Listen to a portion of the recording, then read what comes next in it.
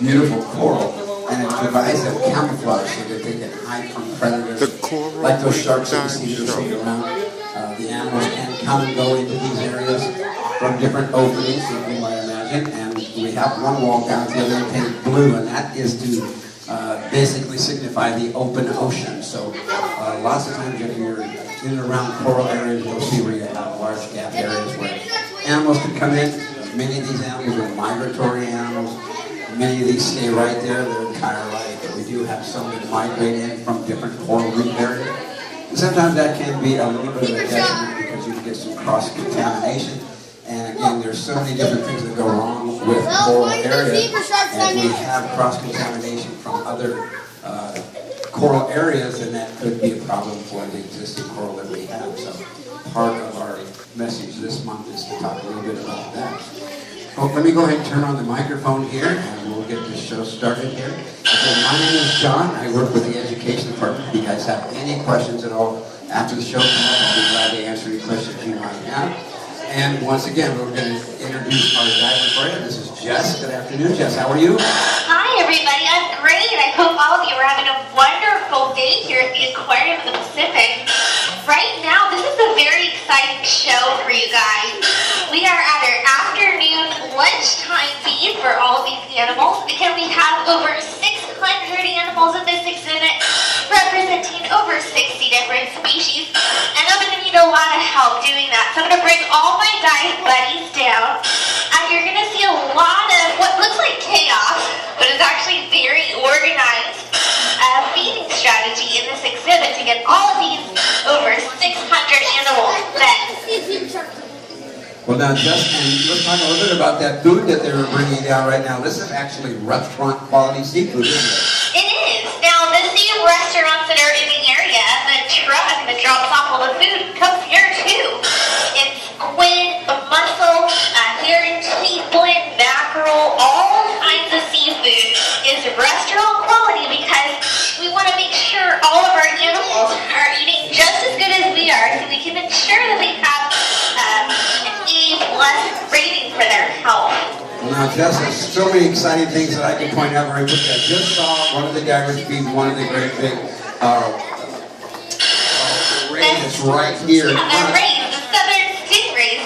So, go ahead, I'm sorry. Oh yeah, they're really cool to watch.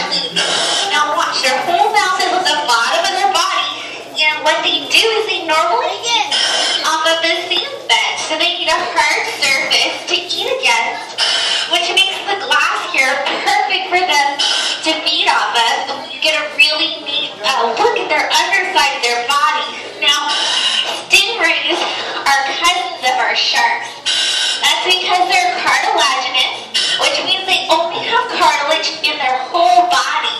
So cartilage in our bodies on our nose and our ears. So that's what these guys are made of.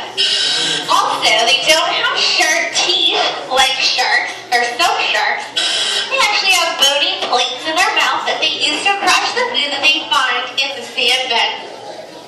Well, now, just the other one, too, that I always get excited about watching them feed is the Queensland grouper down there. And that's so fascinating because it looks like when you guys hold that food out and you let go of it, he opens his mouth and it's like a giant vacuum cleaner. It's just gone instantly, isn't it? It is. That was really cool to watch, and it happens so quickly.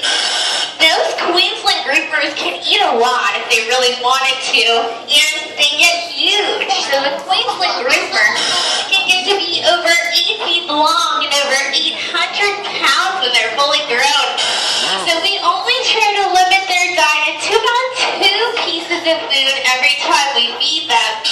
So he gobbles it up really quick at this lunchtime feed.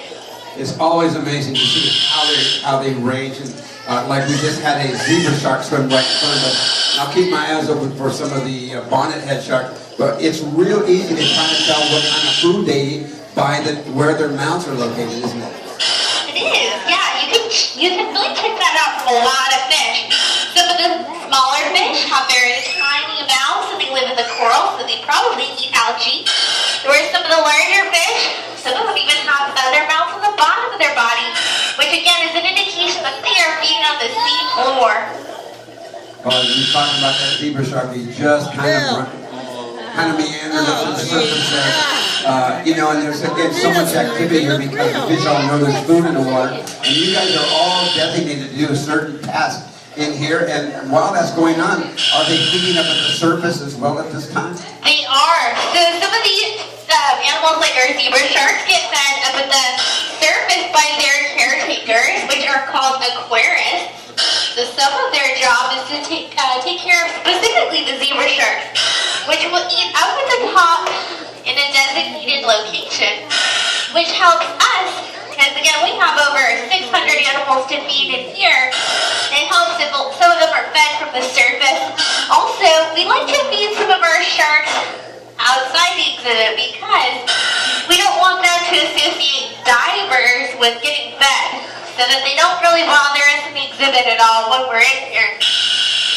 And of course, Jess, you know, we always want to talk a little bit about how when you're out in the open ocean doing, you know, dives just for your enjoyment or maybe on the scientific exhibit, it's rare to have animals come up this close to you, but it's got to be very, very exciting, especially at feeding time, because you guys just get really overwhelmed by all the fish that are all around you. It's got to be an exciting experience. Oh yeah, it's so much fun. That was one of the things that a lot of divers come here to volunteer to get these really close animal interactions.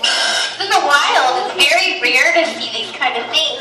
These animals are so comfortable with people in their environment that a lot of the times we have to get out of their way rather than the animal being scared of us and getting out of our way before we get a good look at it. So that's one fun thing to do in here, is just having, you know, 8-foot-long animals swim right in front of you with no care that you're there at all.